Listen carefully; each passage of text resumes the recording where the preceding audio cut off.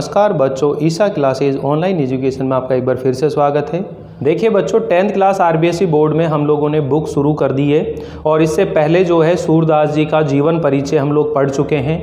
आज इस पद के अंदर यानी ये जो लेक्चर चल रहा है, यहाँ हम लोग सूरदास जी के जो चैप्टर है उसके पदों के बारे में चर्चा करने वाले हैं। ये जो चैप्टर है इस पाठ के अंदर कुल 4 पद संकलित हैं। इन 4 पदों में से जो एक पद है यानी जो पहला पद है बच्चों, वो लीला विलास से लिया गया है। कहाँ से लिया गया है? लीला विलास से लिया गया है, से संबंधित है। और जो अन्य 3 पद हैं वो भ्रमर गीत से संबंधित है। तो ये भ्रमर गीत क्या है इसके बारे में हम लोग चर्चा करेंगे। तो ये जो पहला पद है, हम पहले पद के बारे में पढ़ रहे हैं, यानी इनके द्वारा लिखा हुआ ये जो पहला पद है उस पहले पद को समझने की कोशिश करते हैं कि पहली बार जब राधा जी ब्रज में आती हैं तो वहाँ उनकी मुलाकात भगवान श्री कृष्ण जी से होती है। और भगवान श्री कृष्ण जी जो हैं राधा जी को देखकर उनसे जो सवाल जवाब करते हैं उसी चीज़ का यहाँ पर वर्णन किया गया है कि बूझत श्याम कौन तू गोरी, कि भगवान श्री कृष्ण जी जो हैं राधा जी से पूछ रहे हैं कि हे गोरी तुम कौन हो, तुम यहाँ पहली बार दिखाई दे रही हो, तुम कौन हो? आज से पहले इन ब्रज की गलियों के अंदर हमने तुम्हें पहले कभी नहीं देखा। तुम किसकी बेटी हो? तुम कहाँ रहती हो? जरा बताओ तो सही। तो वो जो राधा जी है वो कृष्ण जी को जवाब देती है, उत्तर देती है कि भाई हम तुम्हारे इस ब्रज में क्यों आते? हमने तो ये सुन रखा था इस ब्रज भूमि के अंदर नंद बाबा का कोई लड़का है जो दही और मक्खन की चोरी करता है। तभी भगवान श्री कृष्ण जी अपनी चतुराई भरी बातों से राधा जी को अपने साथ खेलने के लिए उसे मनाते हैं। वो कहते हैं कि हमने तुम्हारा क्या चुरा लिया है, हम तो तुम्हारे साथ जोड़ी बनाकर खेलना चाहते हैं, तो तुम हमारे साथ खेलने चलो। तो भगवान श्री कृष्ण जी की रस भरी बातों से वो भोली भाली जो राधा जी है वो उसकी बातों में आ जाती है और उसके साथ खेलने जाती है। यानी ये जो पद हम लोग पढ़ रहे हैं पहला वाला पद, तो मैं आपके सामने जो है इसे नोट भी कर देता हूँ, लिखते हुए चलते हैं। और फिर इसका जो अनुवाद है, बूझत शाम कौन तू गोरी, ये जो पद है बच्चों क्या है? बूझत श्याम कौन तू गोरी, बूझत श्याम कौन तू गोरी, कि भगवान श्री कृष्ण जी पूछ रहे हैं कि हे गोरी तुम कौन हो, क्योंकि आज से पहले तुम्हें यहाँ इन ब्रज की गलियों के अंदर हमने नहीं देखा। कहाँ रहती, क्या कहता है वो? कहाँ रहती, काकी है बेटी, देखी नहीं कबहू, देखी नहीं कबहू ब्रज खोरी, ब्रज खोरी। अब खोरी का मतलब होता है गलियां, यानी कि आज से पहले तुम्हें कभी भी इन ब्रज की गलियों में नहीं देखा है। और तुम किसकी बेटी हो? देखी नहीं कबहू ब्रज खोरी, तुम्हें कभी भी इन ब्रज की गलियों के अंदर नहीं देखा है। काहे को हम ब्रज तन आवती, अब आगे जो मीरा जी जो राधा जी वो कह रही है, काहे को हम ब्रज तन आवती, काहे को हम ब्रज तन आवती, खेलत रहती अपनी पोरी, खेलत रहती अपनी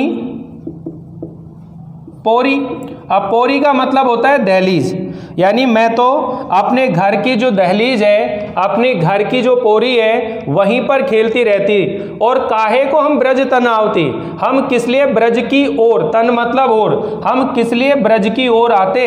हम तो हमारे घर पर ही खेलते रहते, हमारे घर की जो दहलीज है, पोरी है, वहीं पर खेलते रहते। और हम क्यों आते यहाँ पर, किस लिए यहाँ आते? तो आगे कहता है सुनत रहती, और हमने तो ये सुन रखा था, सुनत रहती, सुनत रहती श्रवणनी।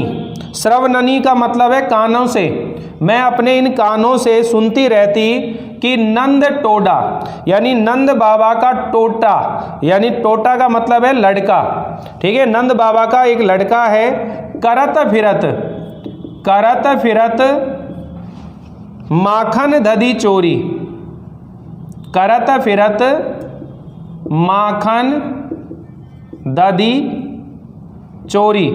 हमने तो ये सुन रखा था कि इस ब्रज भूमि के अंदर, हमने अपनी कानों से सुन रखा था कि इस ब्रज भूमि के अंदर नंद बाबा का कोई लड़का है जो यहाँ ब्रज में रहकर मक्खन और दही की चोरी करता रहता है, मक्खन और दही को चुराता रहता है, ठीक है। अब भगवान श्री कृष्ण जी कहते हैं कि तुमरो कहा चोरी हम ले है, तुम्हारा हमने क्या चुरा लिया है, तुम्हारा हमने क्या चुरा लिया है, क्या चोरी कर लिए? खेलन चलो संग मिली जोरी, खेलन चलो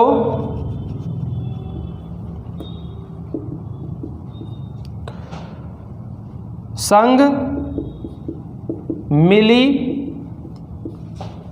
जोरी, कि तुम तो हमारे साथ जोड़ी बना करके और खेलने के लिए चलो।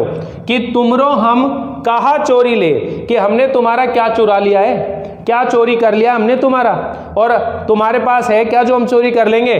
तुम तो ऐसे करो, हमारे साथ में जोड़ी बना करके और खेलने के लिए चलो।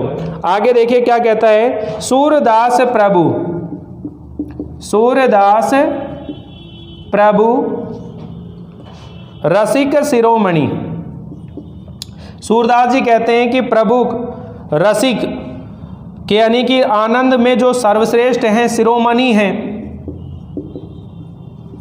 रसिक शिरोमणि, बातनी, अपनी बातों के अंदर भुरई, भुरई का मतलब होता है बुलाया, बहका दिया, राधिका भूरी, यानी कि भोली भाली जो राधिका है उसे अपनी चतुराई भरी बातों के अंदर उसे सब कुछ भुला दिया, उसे सब कुछ क्या कर दिया, बहका दिया।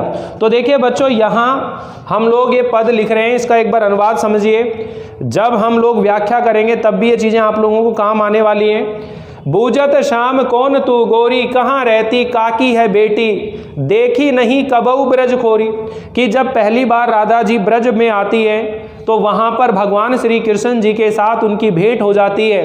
तो भगवान श्री कृष्ण जी राधा जी से जो प्रश्न पूछते हैं उसी चीज़ का यहाँ चित्रण किया गया है। और साथ ही भगवान श्री कृष्ण जी जो रसिक शिरोमणि हैं, जो आनंद में सर्वश्रेष्ठ हैं, और वो अपनी मीठी मीठी आनंद करने वाली बातों में उस भोली भाली राधा को सब कुछ भुला देता है और उसे अपने साथ खेलने के लिए ले जाता है। तो यहाँ पर देखिए, बूझत शाम कौन तू गोरी, कि भगवान श्री कृष्ण जी राधा जी से पूछते हैं कि हे गोरी तुम कौन हो, कहाँ रहती हो, काकी है बेटी, और तुम किसकी बेटी हो, देखी नहीं कबऊ ब्रज खोरी, आज से पहले तुम्हें हमने इस ब्रज के अंदर कभी नहीं देखा, तुम कहाँ रहती हो, तुम किसकी बेटी हो, आज से पहले हमने तुम्हें कभी भी यहाँ इन ब्रज की गलियों में हमने नहीं देखा, काहे को हम ब्रज तन आवती।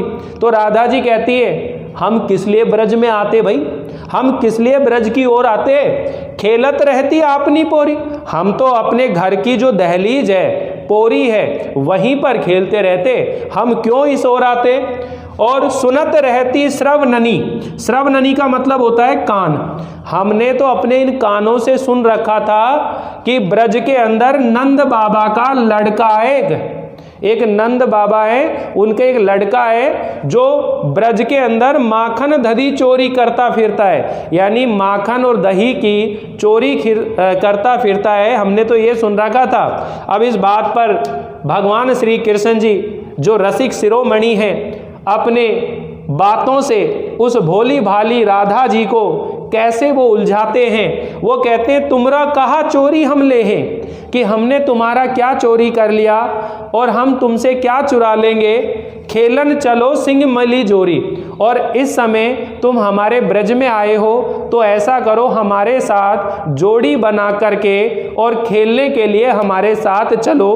तो सूरदास जी कहते हैं कि प्रभु भगवान श्री कृष्ण जी जो रसिक शिरोमणि हैं, जो आनंद में, जो अपनी चतुराई भरी बातों में जो सर्वश्रेष्ठ हैं, वो अपनी वाचालता से, अपनी वाणी की कुशलता से, अपने मीठी मीठी बातों के जाल में उस भोली भाली राधा जी को सब बातें भुलाकर और अपने साथ वो खेलने के लिए ले जाते हैं। तो यहाँ इस बात का वर्णन किया गया है। बच्चों आप आराम से बता देंगे कि पहला ये जो पद है, इस पद के अंदर सूरदास जी के द्वारा रचा हुआ है। और एक बार भगवान श्री कृष्ण जी से राधा जी की क्या हो जाती है, भेंट हो जाती है। तो उन्होंने राधा जी से परिचय पूछकर कहा कि तुम कभी यहाँ दिखाई नहीं रहती हो। तब राधा जी ने जो उत्तर दिया, उन दोनों का जो वार्तालाप हुआ उसी का इसमें वर्णन किया गया है। तो ये भक्त कवि ने राधा और कृष्ण जी के किशोर अवस्था के स्वभाव और सरस वार्तालाप का चित्रण किया है। और ये संवाद शैली स्वाभाविकता है, सहजता है। अब देखिए, मान लीजिए ये पद है और इसकी व्याख्या आ जाती है। बच्चों एक चीज़ जरूर ध्यान रखना कि 6 नंबर की व्याख्या आने वाली है। आपको मैंने इससे पहले जब चैप्टर शुरू किया था तो मैंने आपको पूरा कोर्स समझा दिया था कि कौन कौन से चैप्टर हैं जो हट गए हैं और कौन से चैप्टर हैं जो नहीं हटे हैं। तो हमारे पास ये एक गोल्डन टाइम है कि इस साल हम अच्छे नंबर ला सकते हैं, हम अपना एक श्रेष्ठ परिणाम बना सकते हैं, क्योंकि चैप्टर कम है, कम हमें याद करना है। ठीक है, तो जो चैप्टर हटा दिए उनको छोड़ दो। गद के अंदर 6 नंबर की व्याख्या आती है और पद के अंदर 6 नंबर की व्याख्या आती है। तो व्याख्या करने का जो पैटर्न है वो हमारे माइंड में बिल्कुल क्लियर होना चाहिए। तो देखिए, जब भी हम व्याख्या करते हैं बच्चों, तो उस व्याख्या को करते समय 3 बिंदु का जरूर ध्यान रखें। एक प्रसंग लिखा जाएगा, एक व्याख्या लिखी जाती है और एक विशेष टिप्पणी लिखी जाती है। ये 3 बातें अगर आपको आती हैं तो आप व्याख्या को बहुत अच्छे से कर सकते हैं। तो चलिए मैं आप लोगों को ये जो व्याख्या करने का तरीका है इसे मैं समझाता हूँ, इसे मैं सिखाने की कोशिश करता हूँ आप लोगों को। अगर आप इसे ध्यान से समझेंगे तो ज़रूर से ज़रूर सीख जाएंगे। पद के जितने भी चैप्टर हैं उनके अंदर मैं कुछ कॉमन लाइन जो हैं वो लिखवा रहा हूँ। आप सभी को जितने भी चैप्टर हैं उनके अंदर ये लाइनें लिखनी है, आप लिख सकते हैं सभी लाइनों को। तो देखिए, हम लोग ये जो पहला पद पढ़ा है इसकी क्या कर रहे हैं, सह प्रसंग व्याख्या लिख रहे हैं। अब देखिए, जब व्याख्या करते हैं तो सबसे ऊपर ही ऊपर जो है आप लिखेंगे कठिन शब्दार्थ। आपको जो तरीका अपनाना है वो ये अपनाना है। ऊपर ही ऊपर सबसे पहले आपको कठिन शब्दार्थ लिखाने। बुझत शाम कौन तू गोरी, कहाँ रहती काकी है बेटी, देखी नहीं कबऊ ब्रज खोरी, काहे को हम ब्रज तन आवती, खेलत रहती आपनी पोरी। हम किस लिए ब्रज की ओर आते, हम तो अपने घर की दहलीज पर खेलते रहते। सुनत रहती श्रवणनी। अब देखिए शब्द आ रहा है श्रवणनी। अब सुनत रहती श्रवणनी, श्रवणनी का मतलब होता है कान। ऐसे आप कुछ शब्दों को लिख देंगे। बुझत शाम कौन तू गोरी, कहाँ रहती, सुनत रहती श्रवणनी। कि नंद टोटा, जो नंद बाबा का टोटा है। अब एक शब्द और लिख लेना भाई, टोटा लिख रखा है, टोटा। ठीक है, टोटा शब्द है, टोटा शब्द है। तो ये देखिए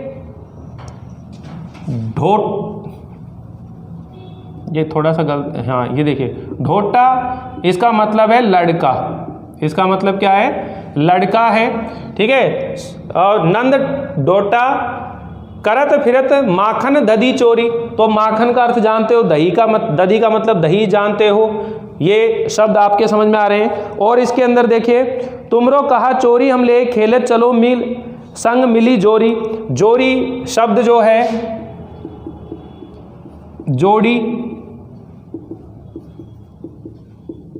बनाकर, ठीक है। ऐसे कुछ कुछ शब्द जो हैं कठिन शब्द इसके अंदर से आपको नोट कर देने ताकि लिखने में, ठीक है। बुरई, ये जो शब्द आ रहा है बुरई, इसको भी आप लिख सकते हैं बहका दिया या भुला दिया। और भी शब्द अगर आप लिखना चाहें तो भोरी, तो भोरी शब्द भी लिख दे, आपकी इच्छा है जो शब्द लिखना चाहे। भोरी मतलब भोली। आपको जो शब्द आ रहे हो कठिन कठिन, उनको आप यहाँ पर कठिन शब्दार्थ के रूप में ऊपर ही ऊपर नोट कर देंगे, ये तरीका रहेगा।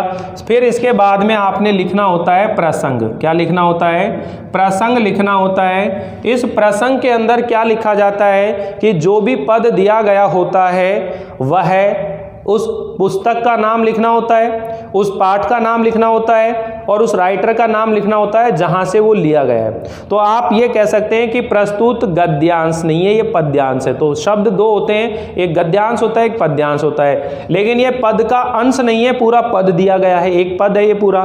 तो आप इस पद्यांश ना लिखकर ये लिखेंगे प्रस्तुत पद हमारी पाठ्य पुस्तक क्षितिज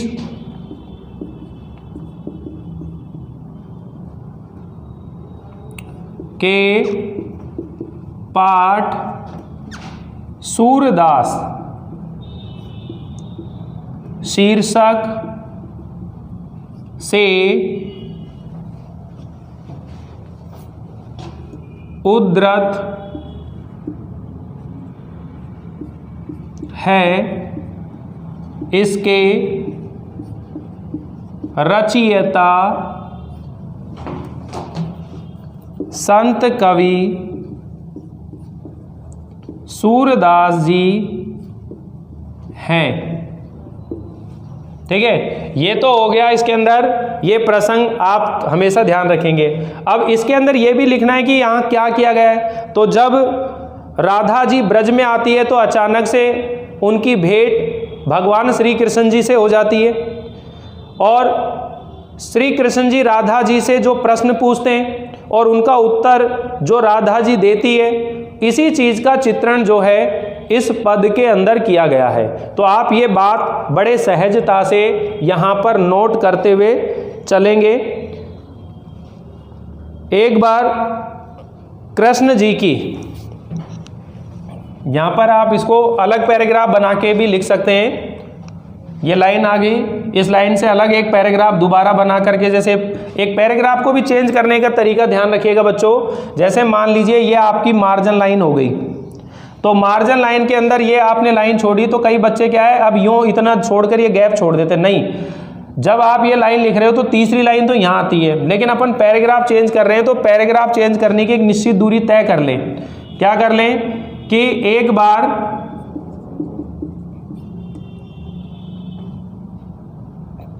कृष्ण जी की भेंट राधा जी से हो जाती है। एक बार कृष्ण जी की भेंट राधा जी से हो जाती है। उन्होंने, एक बार कृष्ण जी की भेंट राधा जी से हो जाती है। उन्होंने राधा जी से जो प्रश्न पूछे तथा राधा जी ने उन प्रश्नों का जो उत्तर दिया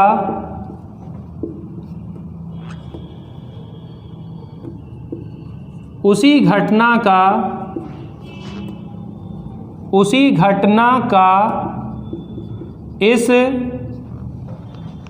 पद में वर्णन किया गया है। यहाँ राधा और कृष्ण भगवान दोनों किशोर हैं, यानी नवयुवक हैं, और किशोर नवयुवक हैं, यानी उनके बीच में जो वार्तालाप होती है उसी चीज़ का यहाँ पर वर्णन किया गया। इस तरह से लिख लेंगे। अब आपने करनी है व्याख्या। क्या करनी है? व्याख्या करनी है। व्याख्या करते समय आप लिखेंगे प्रस्तुत पद में संत कवि सूरदास जी ने वर्णन करते हुए बताया है। शुरुआत जब करेंगे तो इस तरह से लिखेंगे कि प्रस्तुत पद में संत कवि सूरदास जी ने वर्णन करते हुए बताया है कि जब राधा जी ब्रज में आती हैं तो उनकी भेंट कृष्ण जी से हो जाती है। कृष्ण जी उनसे प्रश्न पूछते हैं, हे गौरी तुम कौन हो? ऐसे आपको लिखते हुए चलना है। कहाँ रहती हो? किसकी बेटी हो? हमने आज से पहले तुम्हें इन ब्रज की गलियों में नहीं देखा, तो मैं इसलिए इसको छोड़ रहा हूं अधूरी, क्योंकि ये आप खुद कंप्लीट कर सकते हो। व्याख्या का पोर्शन है, इसको करते रहेंगे अपन। मैं आपको एक और जो बात बता रहा हूं तीसरी, वो है कि अंत में जब आप क्या लिखते हैं? विशेष टिप्पणी। क्या लिखते हैं? विशेष टिप्पणी। अब ये विशेष टिप्पणी जो रहेगी बच्चों, वो उसको लिखने का तरीका रहेगा, यहां बीचों बीच आप नंबरिंग डालेंगे, 1 2 3। विशेष टिप्पणी यहां लिख दी अलग, ये हेडिंग बना दी, और यहां नोट करेंगे।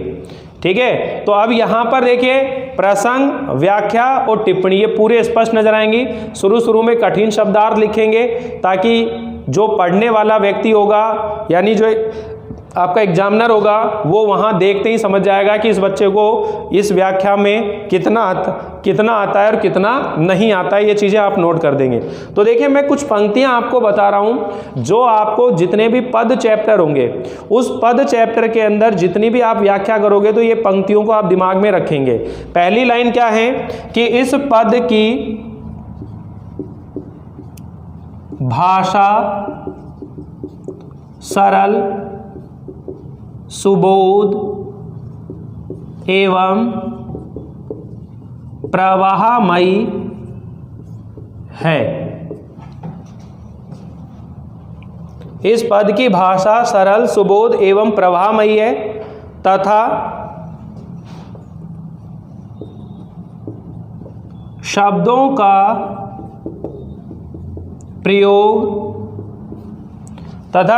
का प्रयोग भावानुकूल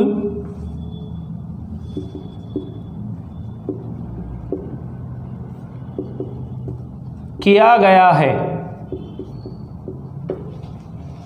ठीक है, तो एक लाइन तो ये बिल्कुल फिक्स कर लें आप अपने आप में कि इस पद की भाषा सरल, सुबोध एवं प्रवाहमयी है तथा शब्दों का प्रयोग भावानुकूल किया गया है। दूसरे नंबर पर आपने जो ध्यान रखनी है वो क्या रखनी है कि इस पद में मधुरता, सरसता एवं गेयता है। इसका मतलब है ये पद जो है माधुर्य गुण से युक्त है, बहुत ही सरस है, सुंदर है, और गेयता का मतलब है इसे गाया जा सकता है, इस पद को गाया जा सकता है। इस पद के अंदर क्या है? गेयता है। तीसरे नंबर पर जो आप लिखेंगे कि इस पद में तत्सम, तद्भव, मिश्रित शब्दावली है, शब्दावली का प्रयोग किया गया है। फिर आगे जो नेक्स्ट है वो इस पद के अकॉर्डिंग बताएंगे। चौथा, पांचवा जो भी आप बताएंगे वो इस पद के अकॉर्डिंग बताएंगे कि यहाँ किशोरी राधा जी व किशोर कृष्ण जी के स्वाभाविक वार्तालाप का वर्णन किया गया है। ठीक, इस लाइन को आप शुरू में भी नोट करना चाहें तो कर सकते हैं। इसको थोड़ा नीचे सरका लेंगे। शुरू के अंदर ये जो है, ये जो पंक्तियां हैं, 3 तो फिक्स होगी। इन 3 को आप जो है तीसरे नंबर से शुरू करेंगे, यानी कि इसको तीसरा नंबर देंगे, इसको चौथा और इसको पांचवा। शुरू की दो पंक्तियां लिखनी है, वो खुद की तरफ से लिखनी है। जैसे इस पद के अंदर है कि यहाँ किशोर कृष्ण जी की किशोरी राधा जी से पहली बार जो मुलाकात होती है, उसमें जो वार्तालाप होती है, उसका स्वाभाविक वर्णन किया गया है। उस वार्तालाप का स्वाभाविक वर्णन किया गया है। इस पद में माधुर्य गुण का प्रयोग किया गया है। यानी माधुर्य गुण है, 3 तरह के गुण होते हैं, प्रसाद गुण, ओज गुण और माधुर्य गुण। जिस काव्य पंक्ति को पढ़ करके मन में वात्सल्य, प्रेम, करुणा इत्यादि का भाव जब जाग जाता है तो वहाँ माधुर्य गुण होता है।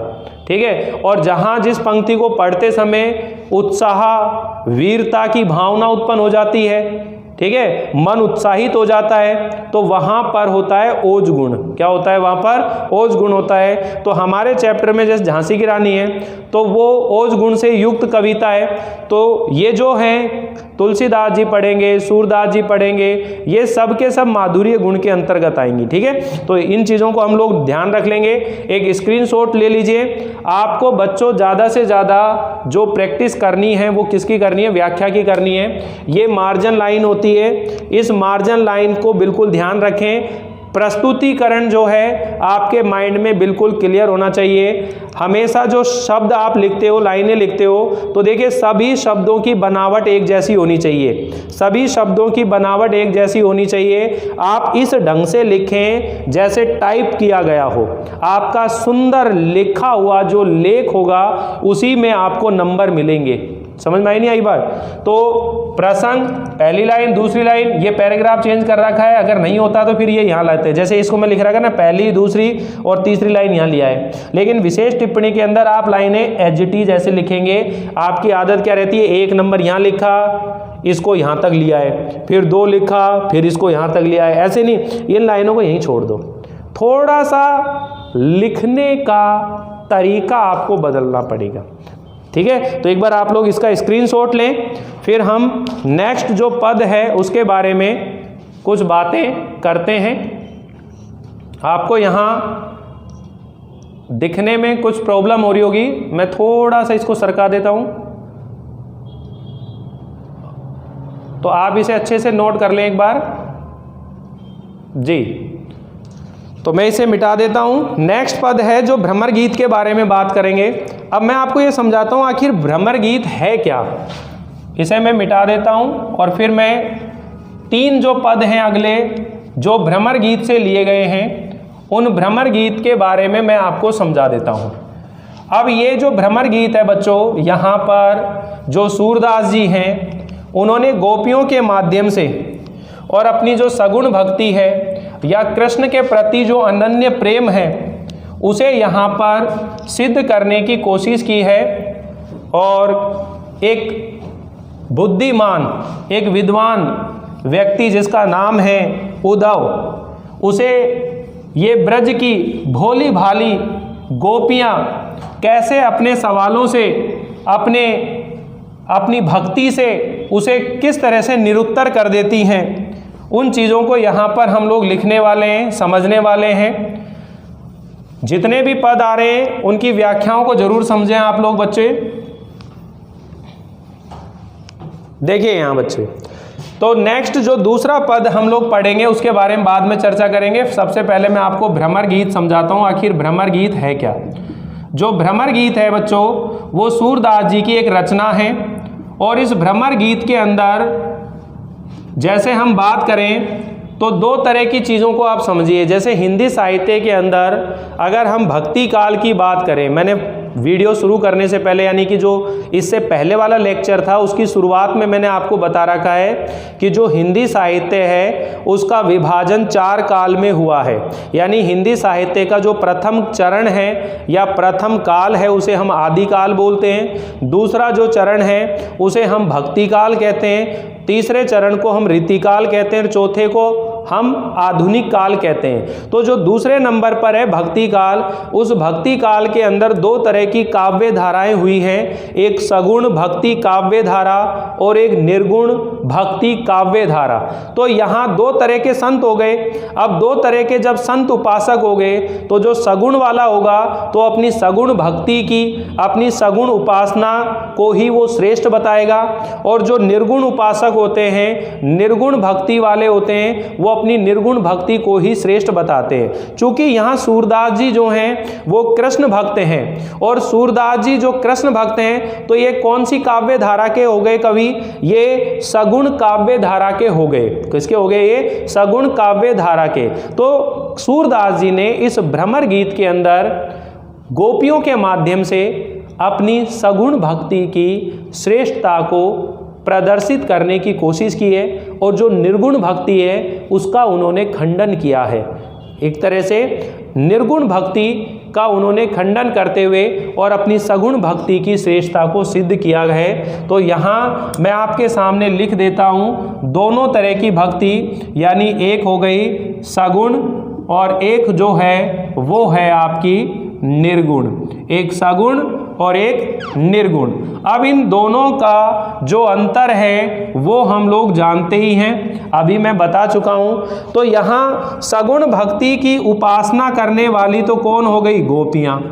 कौन है, गोपियाँ। और निर्गुण की उपासक कौन हो गया, उद्धव। अब ये जो उद्धव जी हैं, ये उद्धव जी जो हैं कृष्ण जी के मित्र हैं और परम ज्ञानी हैं और निर्गुण भक्ति के उपासक हैं। अब यहाँ पर मैं आपको कहूँ कि ये सगुण उपासक हैं,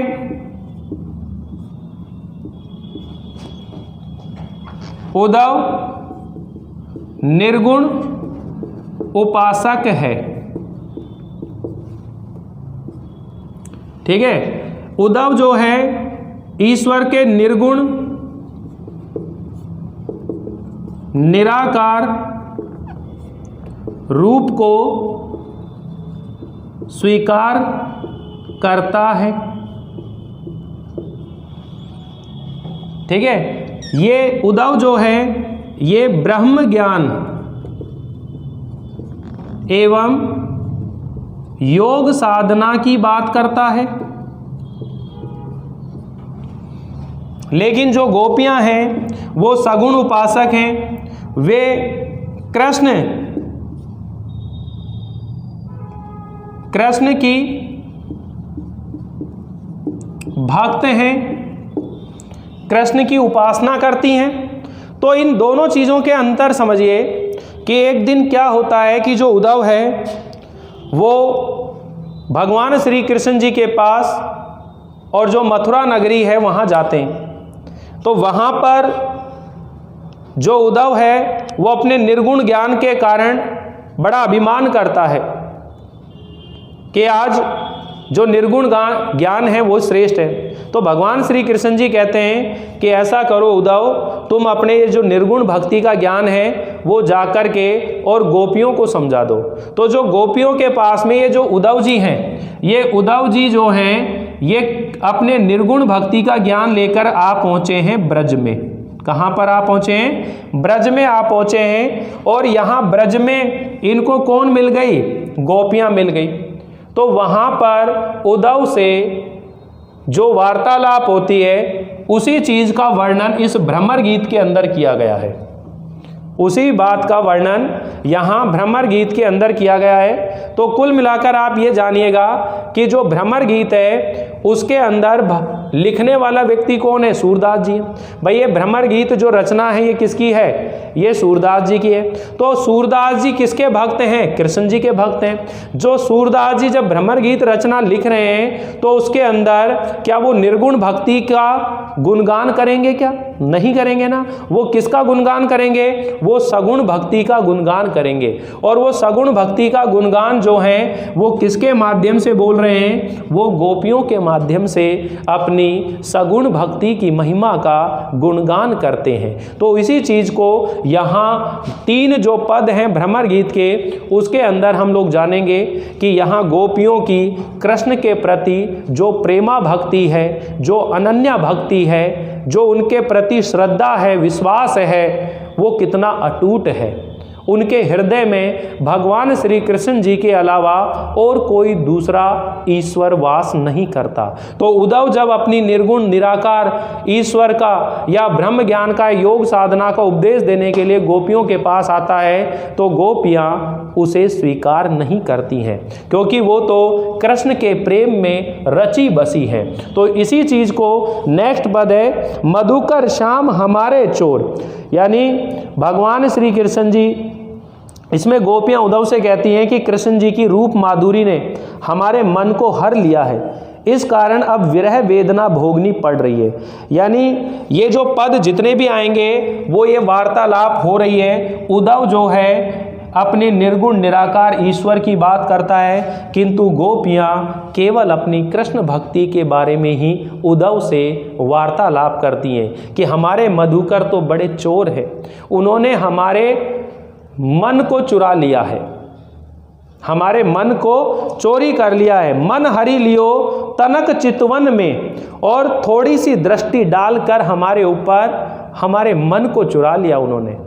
अपने चपल नैन की कोर, अपने चंचल नैनों के कोन से, यानी अपने चंचल नैनों की दृष्टि डाल करके, और उन्होंने हमारे मन को क्या कर लिया है? हर लिया है कि हे उद्धव, हमारे श्री कृष्ण भगवान जी तो चोर हैं, उन्होंने हमारे मन को चुरा लिया, उन्होंने अपनी चंचल दृष्टि हमारे ऊपर डालकर और उन्होंने हमारे मन को हर लिया है। इस तरह वो गोपियाँ जो हैं अपनी कृष्ण भक्ति के बारे में उद्धव के सामने वो कहती हैं। तो देखिए बच्चों, आज हम इस वीडियो के अंदर ज़्यादा नहीं पढ़ रहे हैं, ये क्लास यही है। नेक्स्ट वीडियो के अंदर ये क्लास फिनिश हो जाएगी, क्योंकि मैंने अब तक आपको लेखक परिचय भी समझा दिया है और व्याख्या करने का पैटर्न भी बता दिया है। नेक्स्ट वीडियो के अंदर इसके जो 3 पद हैं उनका हम लोग हिंदी अनुवाद करेंगे, और इसके जो क्वेश्चन आंसर हैं उन्हें भी हम लोग समझने की कोशिश करेंगे। तो आप लोगों को ये वीडियो कैसा लगा ज़रूर बताएं और कमेंट करें, और चैनल पर अगर नए हैं तो आप चैनल को सब्सक्राइब जरूर कर लीजिए ताकि आपको समय पर नोटिफिकेशन मिलता रहे। मिलते हैं अगली बार इस लेक्चर को आगे बढ़ाते हुए, इस चैप्टर को आगे बढ़ाते हुए। तब तक के लिए थैंक यू, बाय बाय।